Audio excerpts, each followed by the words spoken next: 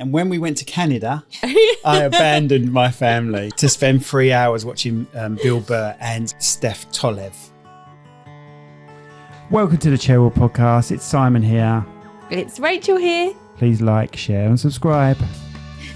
Hello everyone and welcome to another Cherrywood podcast. This time we thought we'd talk about comedians and our favourite comedians that you might not know in the UK, who we've seen and experienced, which is the same thing as sin. And comedians that we're going to see this year. Rachel. Yes. Do you want to talk about your favourite comedians first? And who you've seen? I've seen quite a few. Seen. Why did I say sin? Seen? No, but I said, Seen. We've seen quite a few together, I think. Yep. What's wrong? Nothing. Oh, Just keep going. I thought I did something wrong then. I normally do. But yeah, I mean, I love a good comedian. I love going out on our date nights and going to see a good comedian. My favourite, I don't know, I've got loads of favourites. My favourite English person, I think, would have to be Jimmy Carr. I think he is very close to the edge and then crosses the line without giving a shit. Yep. He's clearly very intelligent, isn't he? Very, very intelligent. He knows. Yeah. You watch an interview or a podcast with him, he's brilliant. And he's down to earth as well, because we've seen him in Chatham Central Hall. And is it Central Hall? Yeah. And Chatham isn't the nicest place. It looks a bit like a Western. There's fake shop fronts there as well, isn't there? Just like in a Western film scene. And he just gets the train, comes off at the train station and just walks there. Yeah. In his suit. In his like dummy suit. Yeah. He looks like a dummy, doesn't he? But I think he's probably one of the best because he did something wrong as well. He did is it tax evasion, tax fraud? He took advice. He was advised He to took do advice, but he did the right thing, didn't he? He just made a joke of it, said if I could avoid tax, if you could avoid tax legally, would you do it? Yeah, everyone would. Everyone would legally, if it was legal. Yeah, yes, they would. Today's sponsors are Dimodici Associates, Chartered Structural and Civil Engineers. Based in the UK with a worldwide reach. Visit their website on dimodiciassociates.com. Right at Home Medway, providers of safe and trusted quality care for adults in the comfort of their own home. Whether you need companionship, medication assistance, personal care, living care or more, we've got you covered. Visit rightathome.co.uk/medway or call them on 01634 979 000. Are you looking for a cleaning or facilities management? Clearwater Kent is your trusted local expert. From roofs and driveway cleaning to fully facilitated management, they're a fully licensed, award-winning business that you can count on. Visit clearwaterkent.co.uk or call 01634 681 885. Meet James Howard, a personal fitness coach based in Medway. It's about results that last. Visit jameshowardpt.co.uk or find James on Instagram at jameshowardpt to book your first session today. But yeah, I mean, he is not a financial advisor or an accountant, so of course he would just take the advice from the best people. Yeah. So, and then obviously they advised him wrong. But he says he does one show for him and one show for the taxman. That's very true. It's very true. We know that from our business as well, don't we? Yeah. So how many times have we seen him? I feel like we've seen him more than once. I think I've seen him twice. I think I saw him quite early on, and then I've seen him quite recently with you. Yeah, this is quite an hard one for us to remember because we've had comedy galas, haven't we, at the Apollo before? Yeah. Like you got me Al Murray this year. I did. And we did see him at that comedy gala. Did we? He was there, but for 10 minutes. Yeah. But I do like Al Murray, another intelligent comedian, knows everything about every war and uses it to his advantage on his performance. Okay, so I am not the biggest fan, so please try and convince me. Oh, he's so good. He's just so good. It's just his act. Like my sister used to work as a floor manager at a venue, and he'd just turn up normally, and then right, okay, let's get on with it, and start shaving his head. Yeah, just turn up and just shave his head, ready for the performance. So he'd have like sort of normal, obviously like blade 1, 2, or 3 type length, and then shave it ready for the performance. Especially if he hasn't done it for a while. Am I moving you off? Sorry. Yeah, Rachel's leg's still bad. Everyone. Yeah. So yeah, Al Murray, I'm really looking forward to. And what did you get me for my birthday? Well, I got it. I got it for you, but I really got it for me.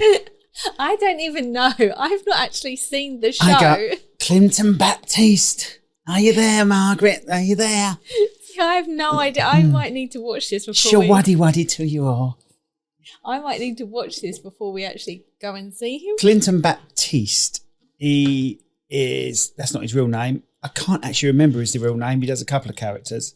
But Clinton Baptiste, the character / comedian, is a clairvoyant, a fake clairvoyant.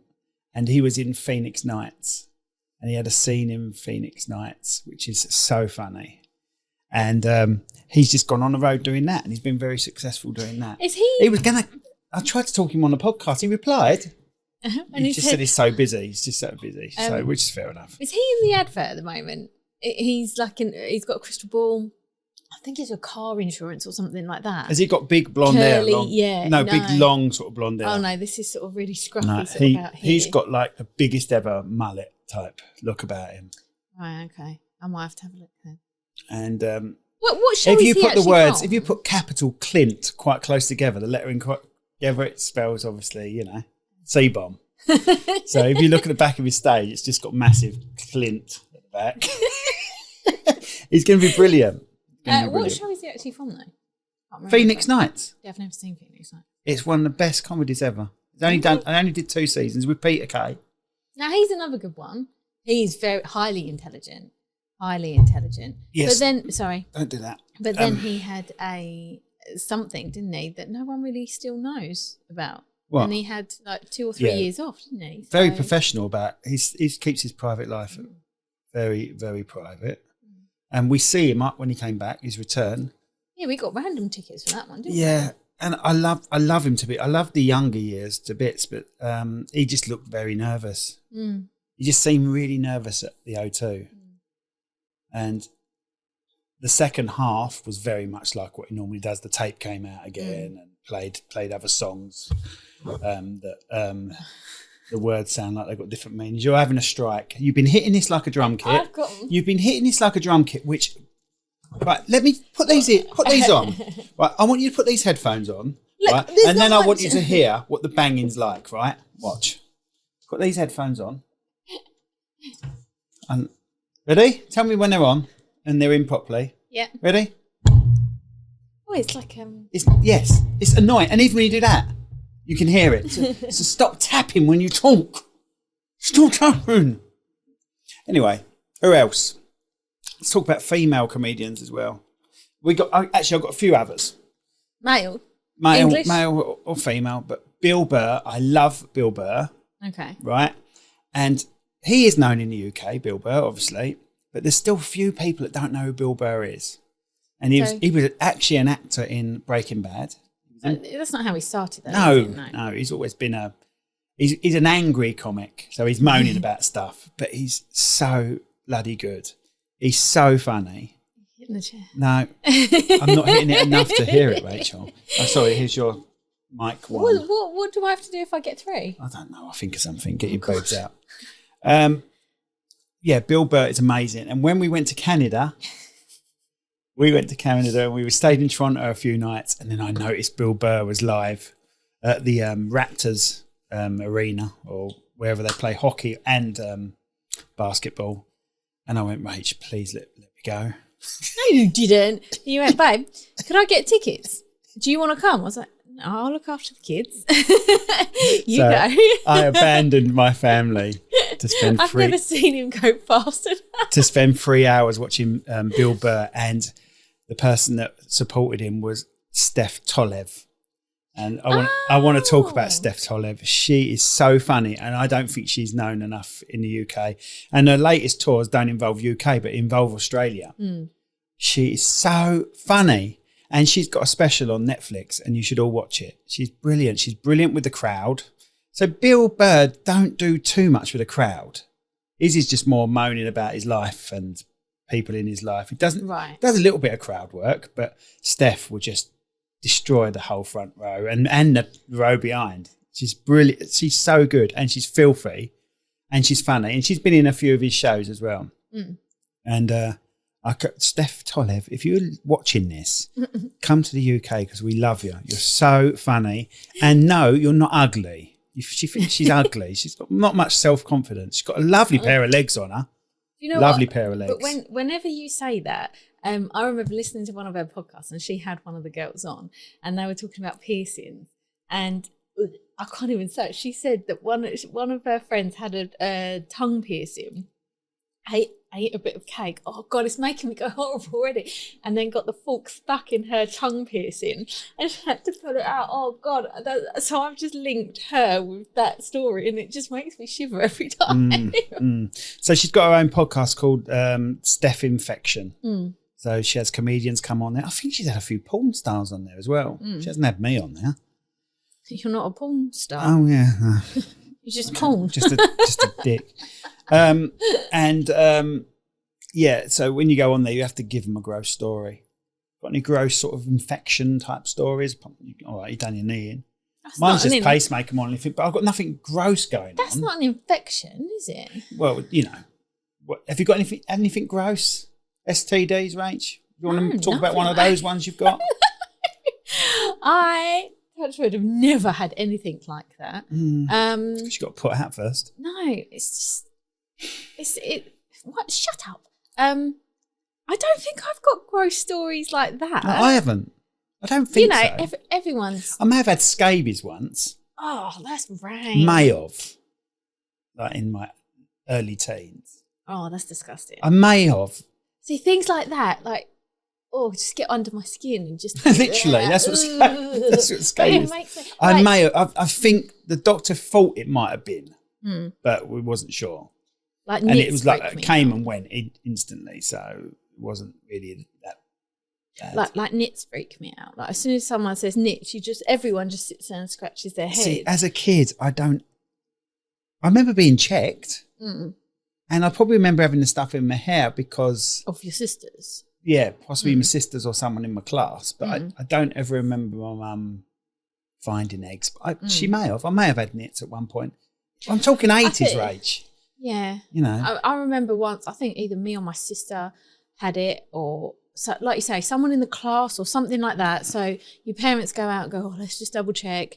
And then they buy this stuff from the pharmacy. And I kid you not, it was the middle of winter and me and Rue were sitting outside because it literally fumigated the whole house. Yeah. We're like, can we come in here? It's so cold. Yeah. And it was just disgusting. But touch wood, Tilly, with like Rapunzel hair, touch absolutely wood, has never... Touch absolutely wood. Because I don't want to jinx it. Has never actually had Nits. Okay, Thank good. God for that. That's good then. But gross stories, I mean, no. Everyone's been sick and shit. Any foof ones? Stuff happened to your foof? No, not really. I mean... piles? No, when you... Hemorrhoids? No, nothing like that, no? No? Fucking hate you. Fucking hate you. When you give birth, obviously, there's loads of shit going down. And by the end of it, you will welcome anyone into that room. By the time you're about to give birth, you're like, yep, you can come in and get this baby out of me. Yeah, excuse me, you with twat tattooed across your forehead. Can you come and see how far dilated I am? Yeah. Actually, no. Is that Mike and I? It is, look. I've just moved that out of the way. You always tell this story wrong. So everyone knows this story. Go on. But you always tell it wrong. You say, when Ted was born and blah, blah. I suppose that's a gross one. That's a gross story. We can talk about that. Go on then. Go on then. You tell your version and then I'll actually correct everything you say, which isn't true. Okay, so you went into labour with our second kid. So I already knew, based on experience, it's going to walk out, no matter what the size is. That's crap. And based on knowing you and your body, that it will walk out. That's crap. I thought you was going to wait to the end. No, I'm going to criticise you all the way through. So I was right. We got there. The only room that was available, I can only describe as a children's play area, had no bed. It had a bath that was empty. Oh, no, they were still cleaning it from the last person. Lovely. Yep. So a bath with dry blood in it. And and no bed. No bed. No. All there were 1/2 metre cubes that were soft, like the big dice you used to be able to buy and throw in the garden. Well, like the things that the kids play out. Like a kid play pit. And they were against the wall, weren't they, as well? So you were laying on 3 of them, right, with the nurse giving it the old push, and all that. And Muggins here trying to hold all 3 blocks together because your ass kept separating them. Sounds pretty much like this going. And I'm like, oh, push, babe, push. I'm grabbing all 3 of these blocks, trying to keep them together before you give birth on the floor, which has probably also got blood on it somewhere. So you eventually did give birth. It was easy. He walked out. It wasn't easy. It looked easy to me. Did you have drugs? Vagina. No, I didn't. No vagina. No, you can't even judge. So no, that's not fair. That's a new one to no pain, no gain. No vagina, no judge. No judge. Anyway, walked out. One thing it didn't walk out though was the afterbirth or placenta. Is that a nice way of saying it? You know, the bit that looks like a stingray. I've never, because obviously I'd never see it. What, a stingray? No. With both mine, I've never seen. Did you not see it? No. Right, anyway. I saw the blue cord. I've had experience of this before, 5 children. It's hard to give birth to a placenta because it's not helping. It's not helping, sort of thing. It was all right. You just got to put your foot on your truck and pull. Like for the older ones, like that rabbit in Rainbow. Like that. Anyway, you're too young to know what I'm talking about. Yeah. And so what the doctor said, so I had ordered a baby, our son. Lovely. Right, no, let me just get to this point. At this time in birthing, they said you had to, it was advised that you keep the placenta and the baby, the cord attached for as long as possible for the best blood flow or something like that about blood flow to the baby. Yeah. So they said, keep the cord attached for as long as possible. Right. So I'm sitting on the floor leaning against these blocks and they've got you standing up, right? No, at this point, they have my knee against the wall going, open your legs a bit more. I'm like, I fucking can't. There's a wall there.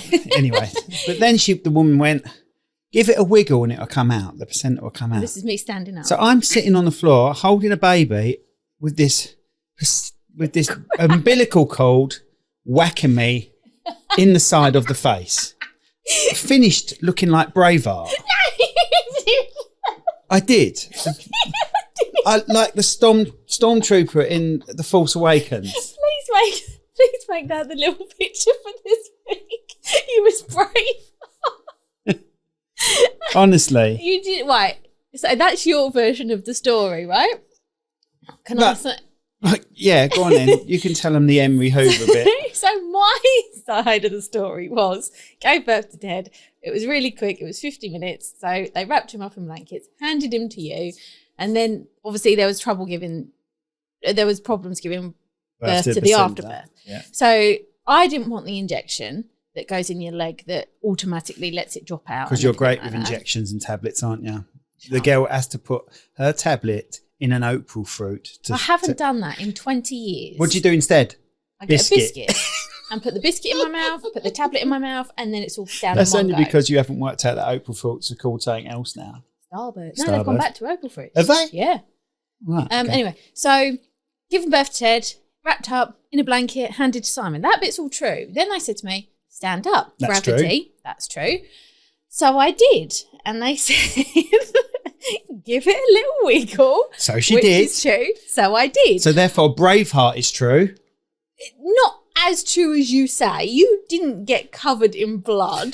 The cord was there. And But I'm the like, thing was, No, the thing was, you didn't sit there and just go, oh, and just turn to the side. You went, oh, and literally moved the baby. You need to put your head in the mic. You moved I can't reach it. You moved the baby like a few hundred metres. A few hundred metres. Across the room, not realising that I'm still attached to the baby. So wherever the baby goes, unfortunately, I follow. So you dragging him across the room and I'm there behind you like this. And that's why she was like a Henry Hoover. One of those cords. Yeah. Anyway, Steph, if you're watching, that's our Steph infection bit. It did come out eventually. I don't think it's still dangling out there, is it? I haven't been there since, so I wouldn't know. Shut up. But that's my gross story. What's yours? I haven't got any. No, that was the gross. Absolute liar. I haven't got any gross stories. Everyone's been sick and shit themselves at some point in their lives. Rach, I do that on a daily basis. I wouldn't class that as being it's gotta unusual. Be gross. No, we had a row once and I followed through, didn't we? And it was the best thing that could ever happen to you, wasn't it? Not in bed once. Not because we had you didn't shit yourself because we had a row. No, that's just an extra bit. It just happened to fart while having a row with you, naked in bed, and I was like, "Oh my god, what's going on now? I better clench that before it goes beyond. I better clench that before it goes beyond the canyon, the arse canyon." I just wish I was able to walk properly to do your little shuffle. Because I didn't even see it properly because it was dark. I was walking like C-3PO out the door, wasn't I? It was a silhouette of your shadow just doing this in the room. Oh my goodness! I appear to have shut my pants. Yeah, but yeah, we don't have too many gross stories, thank God. I don't think like I am gross. I do gross things in general to annoy you, which I can't go into. Some of them are so gross. I can't go into. And yet I am still here. The things I do just to wind her up. Oh dear. So yeah, I do think we should play that tortilla game though. Yeah. Have you seen it where you get a mouthful of water and just slap it on each other's face? But you would hurt me. I would hurt you on purpose. I'd cook the tortilla so it wouldn't break. With mince and stuff. Whole kebab around your face. Oh dear. So, but yeah, comedians, other female comedians. We go to the comedy festival in London every year, don't we? And yeah. I love Nina Conti. Yeah. The monkey bit, not so much. But I love it when she puts the masks on people in the audience. That is so good. And the ad-lib is amazing. And I think that's so funny. When she gets the right couple, she's just brilliant with it. Brilliant. So I quite like Lou Saunders. I think because we're watching Last One Laughs. Because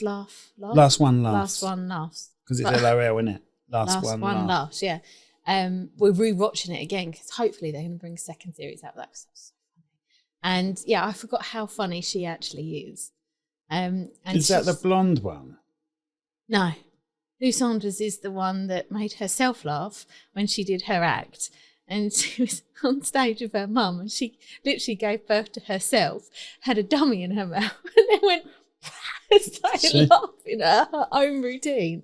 It was very funny, that last one. Really We've got Tilly into it. I love Joe Wilkinson as well. Joe I love Ricky Gervais. You're not a fan of Ricky Gervais, are you? He's once again a very clever comedian. I like him in The Office. He's never been in our office. Derek's very good. You haven't seen Derek. I have seen Derek. I've seen it twice. Everyone thinks he's taking the piss out. It's not, and I understand that. I get it. I just, I'm not a massive fan. I'm not. And the guy in that, who I'm not going to remember his name, something Gray, I think. The guy that played, he's in The Office and he's also in Afterlife, the trampy looking bloke in it. Oh, that's just there all the time. Yeah. I think his name's something Gray. I can't remember his name. I follow him as well on Instagram. He's so funny. His ad lib is amazing. Yeah, and Joe Wilkinson is also in that. We've not seen Joe Wilkinson live, have we? No. Not seen Ricky Gervais live actually, but I haven't. No, I don't think I have either. So other females, we've met this one. We've met Kerry Godliman. Kerry Godliman at the Wedding Awards when we won it. So we had a good chat with her. I had a chat with her after it as well. So we didn't just go up the stage, shake hands. Had a nice chat with her, had a couple of photos. We've seen her a few times actually in the Comedy Fest as well. Yeah, so. She's very good. Very good. Who else? We've seen loads. I love Jim Jefferies. Jim Jefferies, we've seen a few times. We've seen Jim Jefferies. I didn't realise. I'm a big fan of him, but I didn't realise you were that. I just thought you watched him for me. No.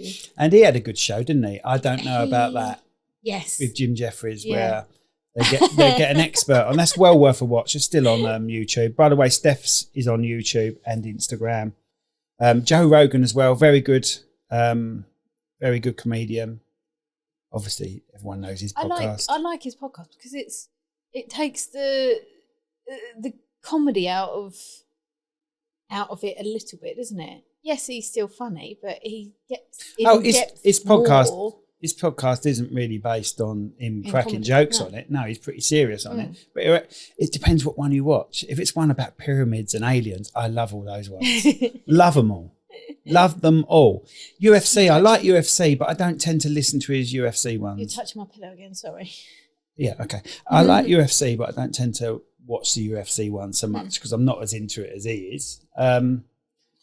There's a few famous people. There's famous people on there. I like a bit of wrestling. And with the wrestling, he brings that Tony on, which is the Kill Tony guy, which I've just started watching Kill Tony. It's not that popular in the UK, but I've started watching it. It's on Netflix now. And I can see where it's coming from. They're bringing unknowns onto the stage and they either slate them or praise them, you know, and some of them have done well out of it. So that's good. Do you remember the one that cried? He got on stage and he was so nervous. He sort of went, give me 2 secs, remembered his lines and then at the end cried. Yeah. There was some, I've watched it a bit more than you. And there's some brilliant ones on there. And there's also some stinkers on there. Really? Did they actually slate them as well? Yeah. Yeah, they slate them.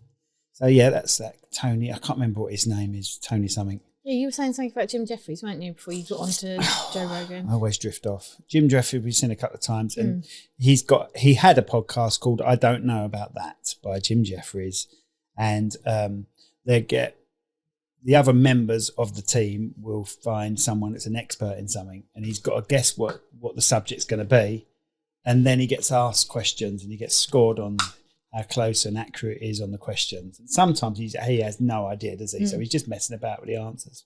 It's quite a funny watch. I don't think he does it anymore. They stopped doing we should do that. You should bring some random person in, sit them down, and you're like, right, this is so-and-so, Rachel. What do you think they do? Yeah. And they'll be like, I don't know, because I'm the one that prepares all the time, aren't I? I'm the one that has to research and go, okay, we can ask them about this, we can ask them about this, and get their views on this and blah, blah, blah, and how they started. And if you just showed up with one random person, I'm like, oh, God, who are you? We have to come up with questions. Yeah. About his... and you'll have to answer them. Oh, no. You have to see how accurate you are on them. So if anyone has a weird profession out there that wants to come on, please do let us know. It doesn't even have to be a weird one, because we don't know about hardly anything. Some stuff. But they would know. Excuse me, my daughter called me very intelligent the other day. Oh, bless her. How much money did she want? Yeah. But I do think comedy is about being highly intelligent. You've got to be able to read the room. Like I say, I've always got comedy routines in my head. But when I'm on the stage, I don't know if I'm capable of ad-libbing as well as I think I am. Like everyone says I'm funny. When I stand up and have to do my talk, everyone's laughing. I think I change gear when I'm in that position. But when I'm a musician, when I'm playing in a band and I've got to fill between songs, I don't have to. Kelly does it all. Kelly's amazing. Kelly Burrows, who's been a host on here as well. She's an amazing singer and she's amazing at entertaining in between songs. She can just come up with random stuff straight away, like conversation. You're actually praising her. Oh, she's going to feel so loved now. Hopefully she won't hear this. Yeah. But putting me in that position, I haven't got my laughy comedian head on. Does that make sense? And I just like, I'm in a different frame of mind. I'm in a playing a bass guitar frame of mind. Mm. See, I think you're a bad influence, because I think when I'm with you, I push my limits. Like you push your limits. But if I'm not with you, I think, I have to be a bit more reserved. Because I don't know why. I just sort of think if I'm with Simon, I'll just blame Simon. Yes, because you're the one that loads the gun, and I'm the one that bloody fight. You're saying that to them. What if you did this? This is what you're like. You're just a little devil on my shoulder. What if you did that? If you said that to them, and they'd be like, it'd be funny, wouldn't it? I go, yeah. You're like a little puppy dog. Yeah, I'll go and do that. And then little Simon, bang out of order. And I'm like, why would you do that? Simon, why would you do that? I'm testing the water with you. You just have to be the person that jumps first. I haven't put the light on. Can you reach it? I haven't put the old... No, not there. Oh, behind Plug me? Behind you, yeah. I remembered that light this time. I didn't have that on last time. Yeah, you but did. I haven't put the... No, I didn't. Can do it. Go on, mate. Here we go. Yes. There we go. Professionalism. And that's it for today. Professionalism. Yeah. Thanks everyone. So Jim Jefferies is very good. Yeah, I love Jim he was the Brits would know him for the gun control gag that he did. He also had a show called Legit, which had 2 seasons and was really good. Really good, I thought. But it didn't get any more after that. So he's had spells on TV. And his shows are just really good. It's funny. He's near the mark, isn't he? He doesn't do much crowd work, don't need to. He has routines more than anything. How do you think, because a lot, like Jim Jefferies and Jimmy Carr, just 2 names that, because I've seen it, are very good with hecklers. They are very quick, they're very sharp, they're very... I'll tell you who else is. Lee Mack. Yes. Lee Mack, right? Yeah, I've seen Lee Mack as well. We've seen him twice. We see him at the Central in Chatham, and it was hilarious because someone kicked off in the audience. Pool, and a swimming pool. Yeah. Leave it out, mate. Yeah. What? Leave that what? Leave it out about the pool. He said, if I just been knocked out and then been revived and then something's happened with a pool. He went on he did the whole routine on that. And I found that better than the second time we see him when he was a bigger place. It was at the Apollo. Yeah. And he had to just go with his usual, routine.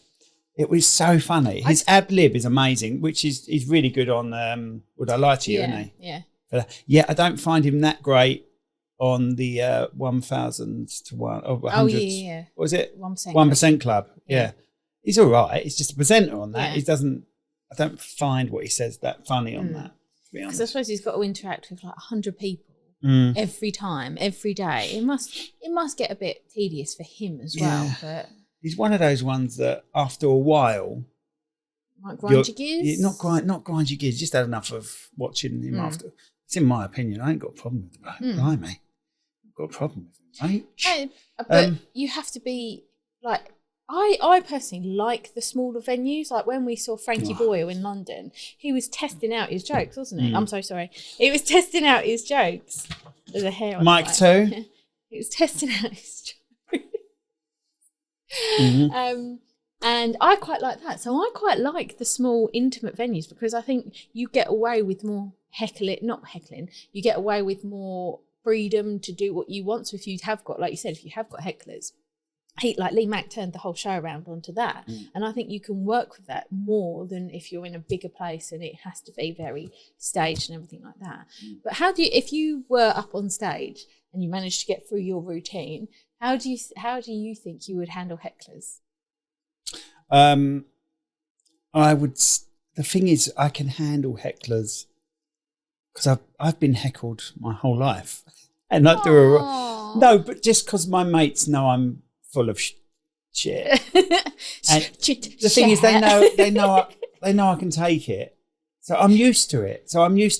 But I can't tell you what I would be like because until it's said to me, I can't think of the response. Does that make sense? Yeah. But I think my routine would be something like, I'm not used to hecklers. So you heckle by all means. but give me time to come up with a reply. And then I'll do a whole routine about me trying to work out the reply to them, just in front of everyone. Oh, I thought you were going to say, like, you would say that at the start. Someone would heckle you. You wouldn't answer, carry on your routine. And at the very end, just sit there and go, you're a dickhead, don't heckle me. No, or something like that. No, they would heckle. I would say at the very start, look, I'm new to this. So if you do heckle me by all means, but it's going to take me a while to come back with a fast comeback. Yeah. And then if someone heckles me, I will then take what they've said and do a routine just to come up with the comeback for them. Right, okay. You know what I mean? Yeah, what shall I use? Shall I use the fact he's got a big ooter, or shall I use the fact that he's bald, or his dress sense? What shall I do, everyone? What do you think I should use as a comeback? That type of thing. And just slate them 1,000 times before I've even officially come back to what they've said. Does that make sense? Yeah. That's what I'd do. Have you ever found any comedians, obviously you don't have to name names if you don't want to, but like quite cringeworthy and like, oh God. Like you sat there and they've heckled someone and you were like... Yes. Me and Ryan went to Canada 2 years ago, and I don't know the comedian's name. He was a Canadian comedian. He was on last at a comedy place, which I can't even remember the name of the comedy place. So this geezer's not going to get in trouble because I can't give you any information whatsoever. And he, there was these laughy girls there that were excited to be there and they were happy and all that. Yeah. And then he turned to them. Oh, look at you girls. Oh, you like girls. And then he said something like, he turned to them and went, may all your babies be stillborn. Oh, my God. Yeah, to them. Shit. And I don't have limits, right? Well, you do. You but wouldn't I was say like, that. Jesus. What did the crowd do? Some laughed. Some was like, like that. But then these girls looked so upset for the rest of the routine. Oh. They looked upset. I think there are things that comedians can talk about, and there are definitely things off limits. Yeah. Like I don't think someone saying stuff to you, it isn't going to affect your life or make that happen to your kids. All right? Just burp. No. Oh. Or make that happen to your kids, and but it just wasn't. It's like he was running out of things to say, really, and said something stupid like that. But like, you go to comedy clubs for a reason. You don't go there and sit there and go, right, okay, I'm going to just heckle him the whole time. Oh, you get some he's dickheads crap. He's this, he's that. I'm saying he. You get some people that are pissed and just heckle too much. Yeah, but you go there, you buy your ticket initially because either you like this, but you wouldn't buy a ticket just to go, I'm going to annoy this person. I'm going to get front seats and annoy this person, would you? No. You go because you like them. Some people just want to be heard. You know, I've got a few mates that just want to be heard and shout something out. They think they're good by shouting it out, and you just want to go, oh, shut up. Don't shout. They just look dickheads when they do it. They just look like dickheads. I got called. Several names. That same comedian asked me to stand up and said I looked like Johnny Knoxville with an illness. I'm not going to say the illness. Yeah. Did people laugh at that? Oh yeah. I laughed at it as well. I said no, I look more like the guy from Up. Because I'm British and they're Canadian, they couldn't even understand a word I was saying anyway. Really? No, I had to go really slow so they knew what I was talking about. Carl Fredrickson, yeah, from Up. Yeah. So what else have we got about? What was it? See, I don't think I've trying to think of it. Alan Carr. Oh, Alan Carr, I love Alan Carr. And I want to say, like, apart from Jim Davison, I don't mind Jim Davison either, right? My first sort of, I love this comedian was Jack D. Jack D was one of the rare ones that swore quite early on. And he was always miserable. He's a very miserable act. Very early on he was. He still is a bit, he's just a bit, isn't he? I've seen him a few times as well. I've seen him at least, definitely once, but I think I've seen him twice. I've definitely seen him twice, so it must have been with you. But I'm talking early 90s when his videos, I used to have all his videos. I loved Jack D. He was so good.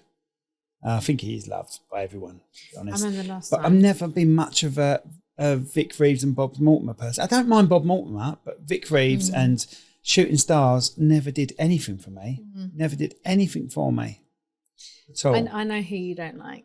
Am I allowed to say? I don't know who you're going to say. Who? Oh, you can say that. I don't care. Joe Brand. I know you really... Joe Brand? Yeah. Yeah, the short hair. You just, I didn't think you was going to say that. Who? Yeah, Joe Brand's just...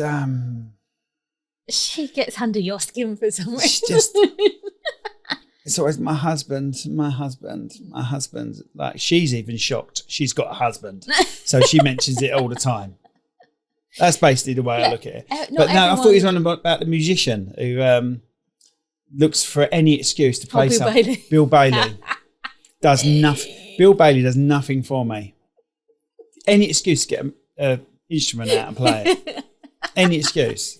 That's all he's got as well.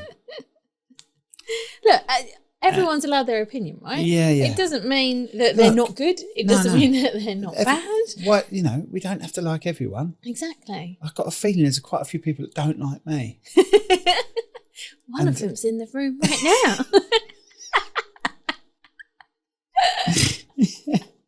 It's life, unfortunately, and I'm sure he and her have been told many a time that you're not my cup of tea.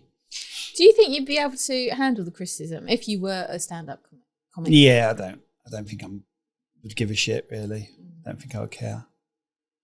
But I wouldn't like my family to watch it. My routine. Why? I wouldn't have your mum and dad come and watch my routine. Why? Because I just think it's going to be too dirty. My routine would be too dirty. About me? No, probably about me. I'll make up some sort of like fetish or something that I've got.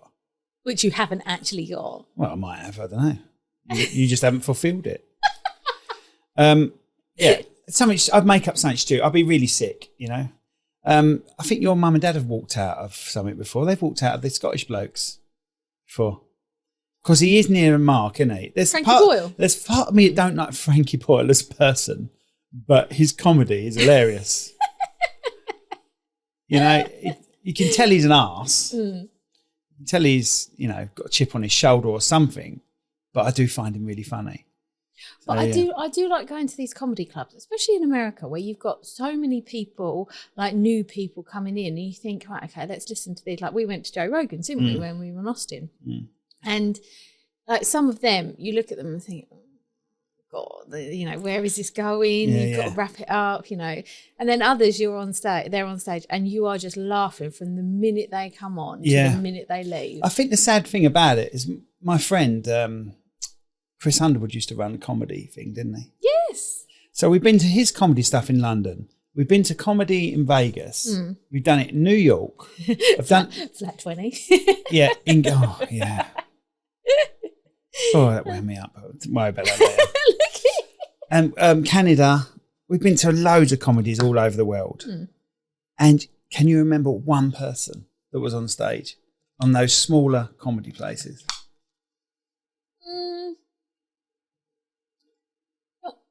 See what I mean? That's the sad thing about it all. That's the sad thing about it. And there were some really funny people. Yeah. But then does your brain then think, if it's sort of like 5 years down the line, and we've seen, remember that guy that we saw in Austin, and he was just, as soon as he came out, was just so funny. It was near the end. The last one. Before the main guy. Oh, the main guy was a British guy. No, the main guy on stage. Yeah, was a British bloke. Who was quite famous. Yeah. Yeah. Who was he? What was his name? See what I mean? I'm rubbish. See what I mean? Yeah. The smaller events, when you're going to see a lot of people, I just can't take any of their names in. The thing is, you don't know who's coming on, right? So they say their names like, oh, this is Simon Burridge. Everyone clap Simon Burridge. But then that's it. There's no sort of... Because if you go to a main person, one, you know who they are. You buy their tickets. You get a programme, potentially. So I'm here to see Jimmy Carr with a programme and this. Whereas the small ones, you don't... It's such a wide variety. You don't know who you're seeing. They should give you a list of people, and then you can go and say, actually, I quite like this third guy. I'm going to go and follow him on Instagram or something. Who was that guy, the American guy we found? We just found him randomly on Netflix, and we loved him. Joe Papa. Papa, yeah. Was it Joe, though? Yeah. John or Joe? Joe. John Papa sounds like the pizza. Papa John, that is.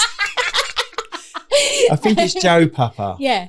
Very funny. Yeah. Very funny guy. Yeah. Loved him. Yeah, he was really funny. I think he's been on Rogan before. I've seen him on something. Really funny. I can't remember where I was going now. Bill Burr has his own podcast where he literally talks about his week. He does the Monday morning podcast, and he does the Thursday Monday morning podcast, or something like that it's called. So he does one every Monday and every Thursday. And just talking about his day, but then adding comedy into it, timesing it by 10. And it's really funny. Talks about a lot of sports, massive sports fan. Yeah, sorry. I can't remember where I was going with the small people, and I was asking you a question, I think. I just ignored it. Yeah, I think you did. I can't remember. Something about stand-up and... Oh, yeah, that was it. That was my original question, wasn't it? Would you be able to handle the criticism if it, would it bother you? I think I'd be more disappointed with... Would you read comments? Oh, yeah, I would, but... I've read comments about this show. I don't read comments.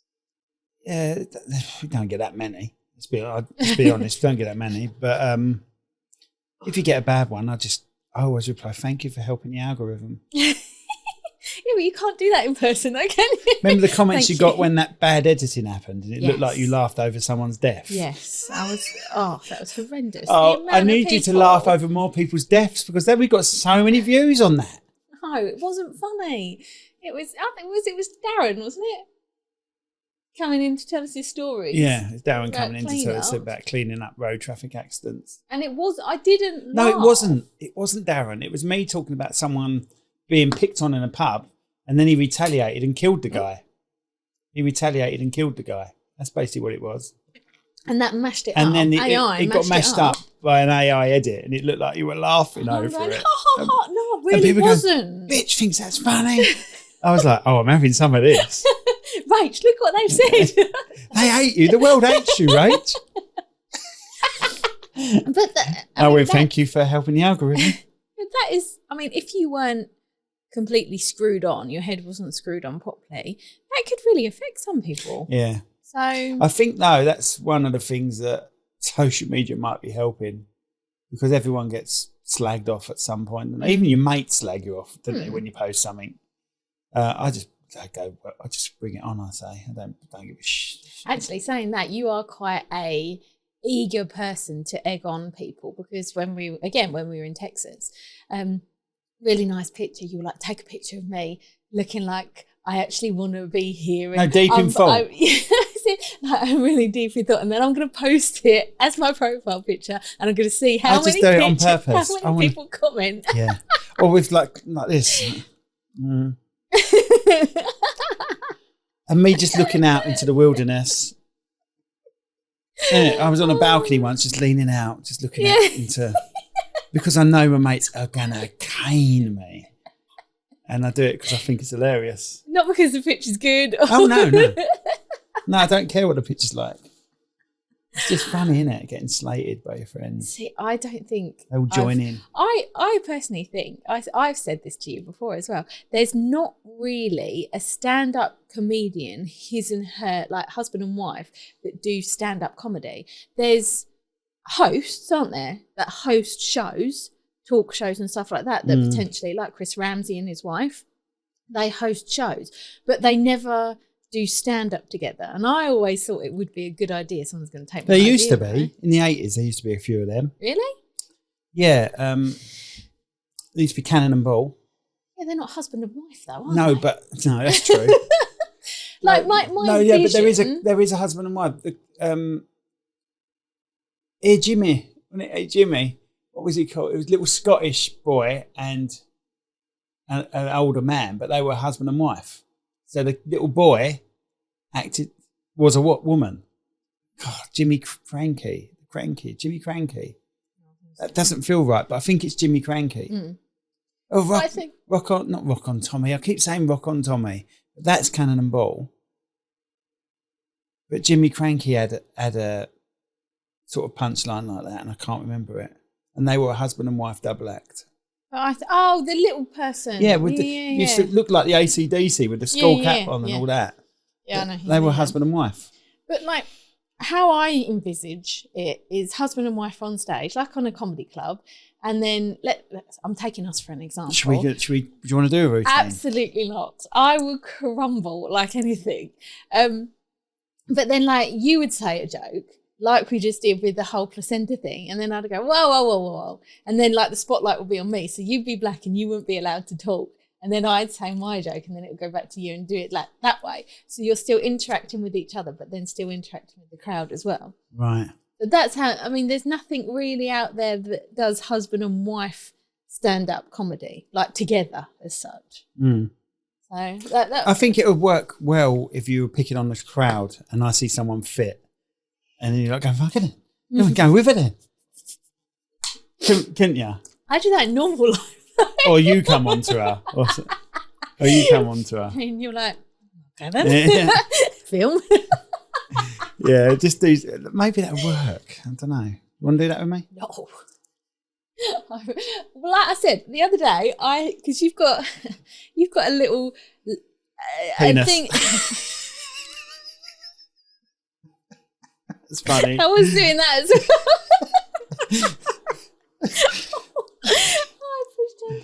well. No, you've got a little, almost like a notepad that you go, oh, I'm just going to write that down. I've stopped doing it. You should always do it.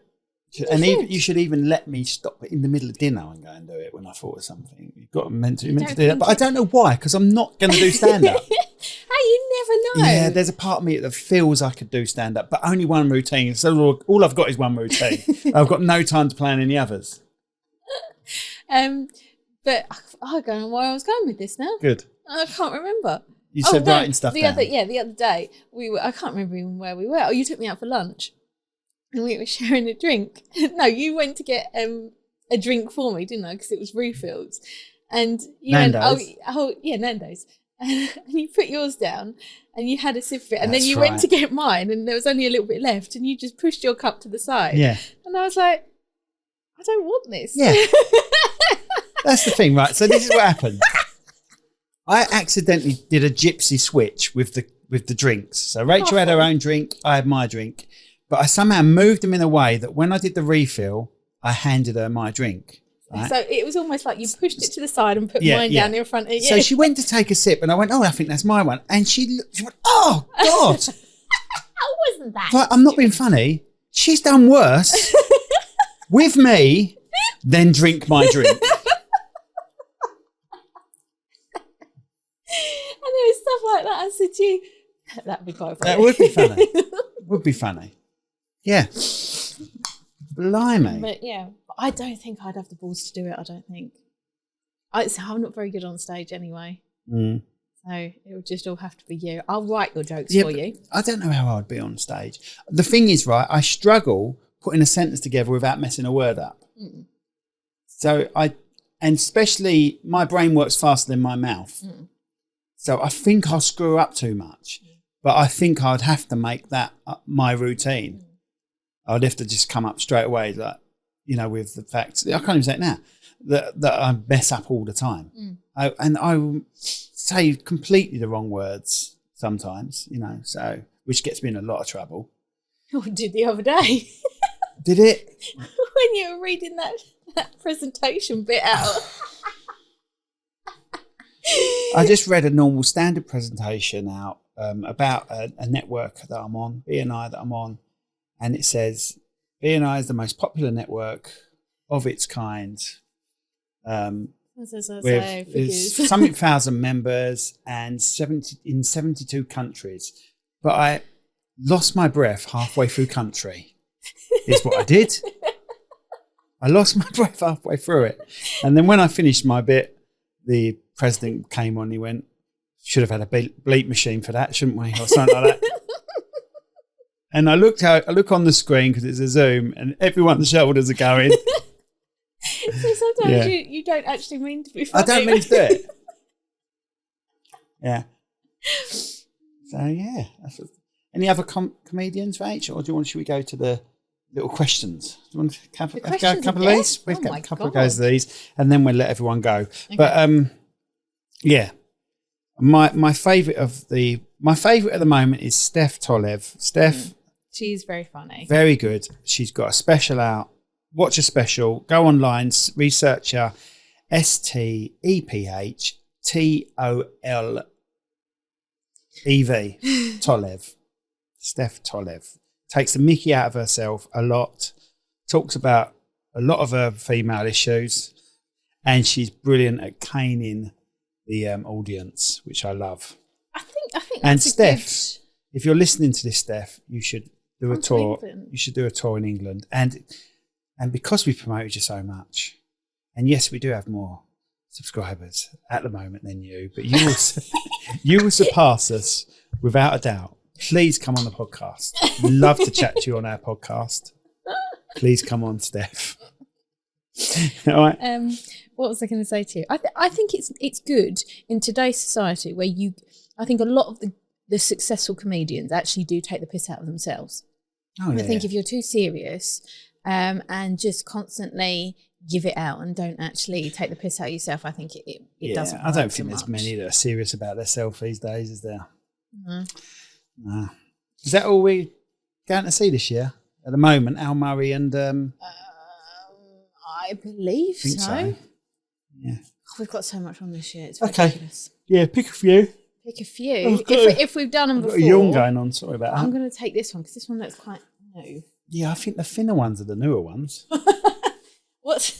This is a good one. What is the most ridiculous argument you've ever been part of? Well, it's got to be with you. Well, everything we row about is ridiculous. You come up with you rowed with me just for the sake of rowing sometimes because you're due on. Because you're due on. No. Yes. No. Still got that placenta stuck up there. Or the cord wrapped around your neck. Yeah. No. The other day you were having a chat with someone, and I won't name this person because it might get him into trouble, but you were having a chat with someone and you said, and he agreed, that us women just start fights for the sake of starting fights. Yes, I did. And that's what you agree with, right? But that is so crap because it's the constant picking beforehand and the constant poking and... This is talking about past tense. Oh, right, sorry. Yeah, it was in the past. What's the most ridiculous argument you've ever been a part of? Stop trying to make one now. Can't think of ridiculous. We have ridiculous arguments all the time. Even Tilly would say, shut up, guys, why are you arguing over this? When we go on holiday with your parents sometimes, or go down south with them, down south. Yeah. When we go to Cornwall with them or something. And if we're nice to each other, they're like, oh, blimey, look at them two. Because we will just have pop shots at each other constantly, won't we? But the thing is, I never take it serious. No, because we are completely in love, aren't we? Aww. Yeah. Been looking after you as well. But yeah, can you mention that to everyone? Yeah, I will do it at the end. I will. I think you did it last week anyway. You want me to mention it again? Every week until you're better. Okay, thank you. But the thing with arguments, though, we've had arguments before where you get into arguments and it's, no, this is right. No, this is right. No, this is right. And then we have to get someone in, an official adjudicator. Yes, usually your mum. We usually have to text your mum. And go, Mum, what is the answer to this? And it's either yes or no. Yeah. And if we see one of us go, yes, and then that one's right. Childish is that. Yeah. And then you do one then. And you are adamant. Like you lose your rag until you're completely sussed out. Until there's times when you get angry because I'm not agreeing with you and I'm saying, no, that's not correct. Yes, it is. You did this and you did this. And I said, look at this email then. This is what was actually said. No, I do apologise. No, you never apologise. You lie. See, we're arguing now. You never apologise. My turn. That's the end of that. You're such a little fucker. What is the weirdest Have argument? you ever experienced deja vu so strong it felt supernatural? No, that's crap. Do another one. We've had that one a few times. I haven't answered it. Give me the box. Yeah, the box? Give me your box. Probably still got the centre in it. Got to stop saying that now. Go on then. Am I picking one or what? Yeah, pick a different one.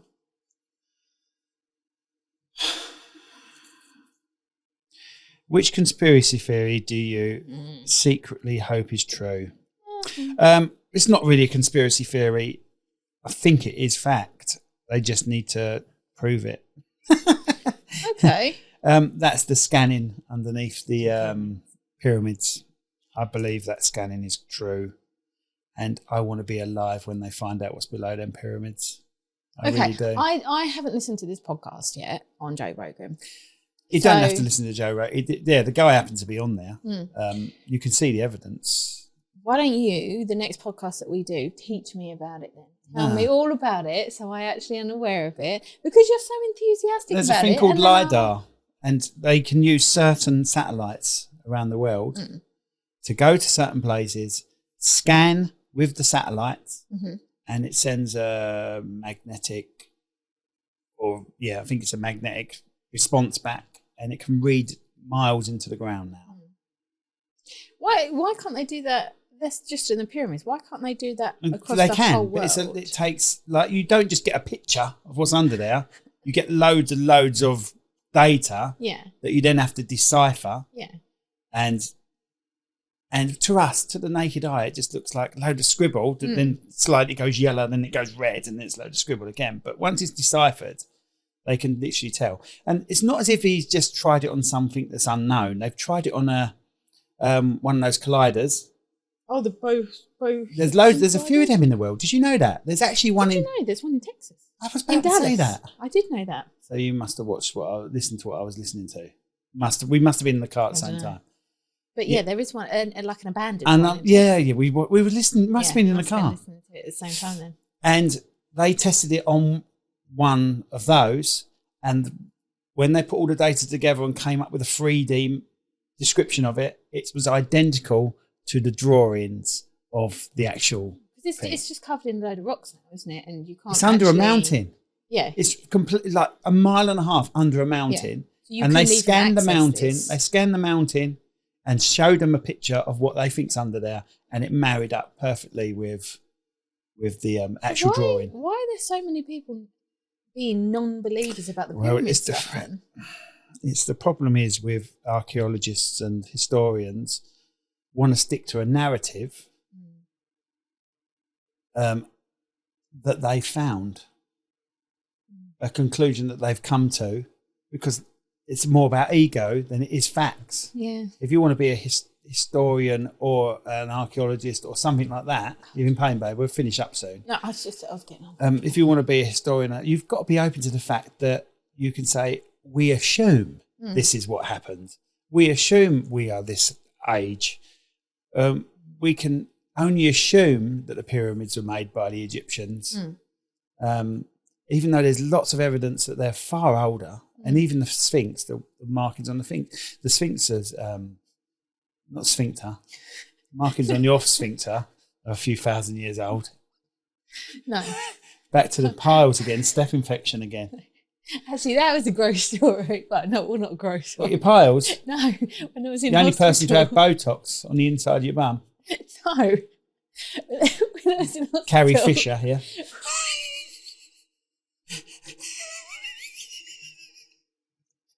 Help me, Obi-Wan Kenobi.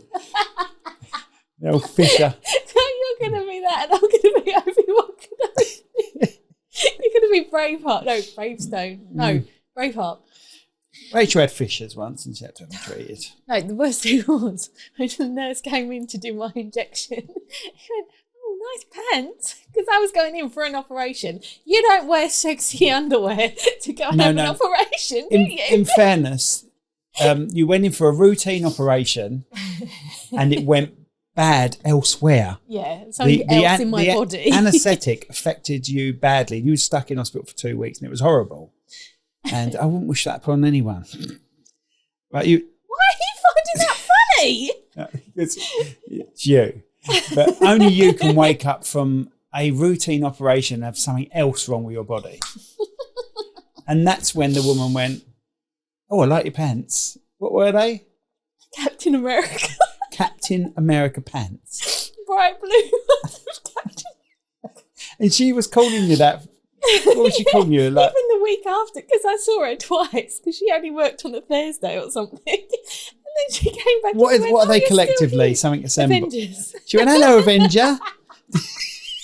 And I was like, "Oh my god. Hello, Avenger. How you doing?" But I was It'd be even funny if you still had the pants on. But I was sort of out of it though. And I was like, yeah. "Oh, what pants have I got on?" And she went, "Captain America." America. I was like, "Oh god."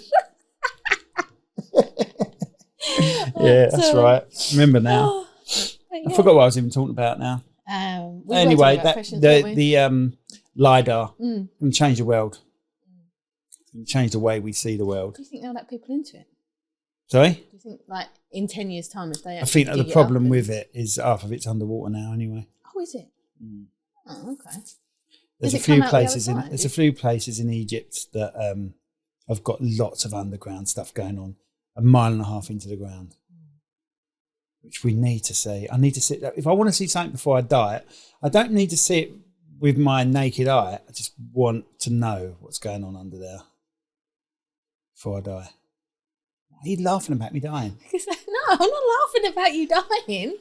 I'm laughing at the fact that you said with my naked eye. Now you, being you, I can just see you being naked going, aye. Yeah.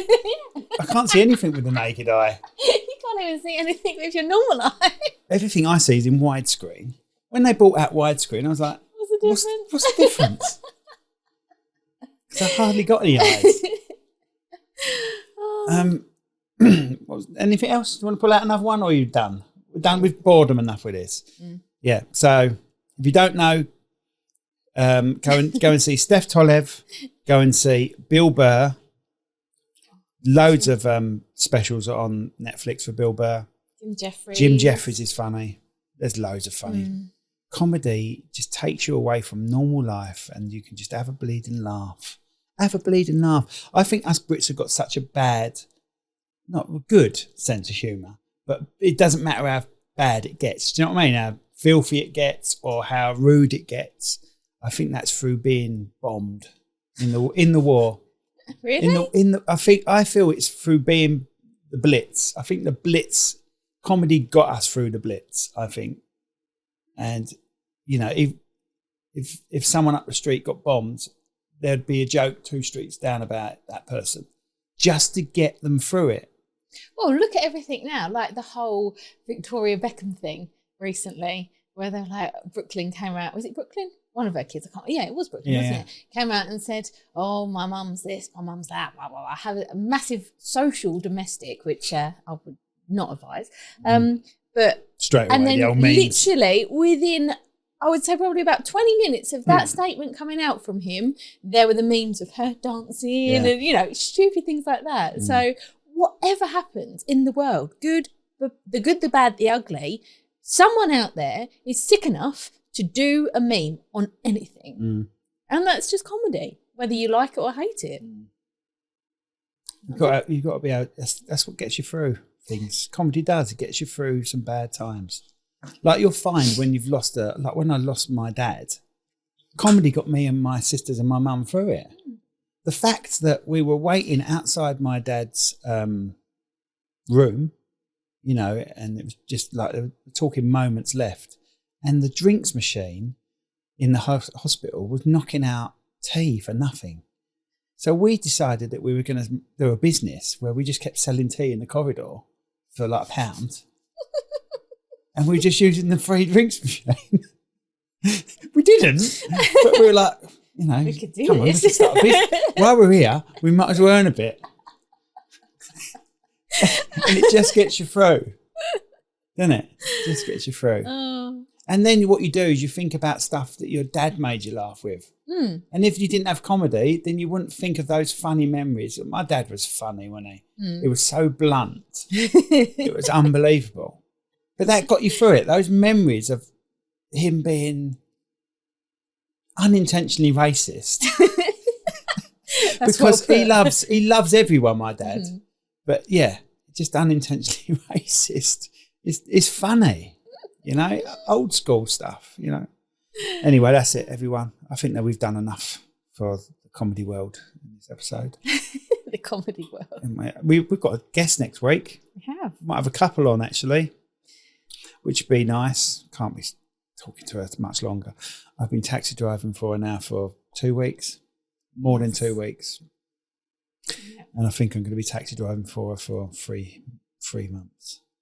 No, I hope not. You and me both, babe. I'm bored of spending money on Ubers now. Yeah. But thank you so much. You are. This is lick our Simon mode now. God, shush everyone. Let's listen to her. Thank you so much for looking after me. And you literally will not let me do anything. I'm trying my hardest to do stuff. And you keep telling me off, sit down, rest. I'll do that. You are up to date on the washing, which is amazing. Thank you very much for that. Are you crying? No. Oh. The love of my life. Oh. Don't. Bye, everyone. Thank you. Whatever. See ya.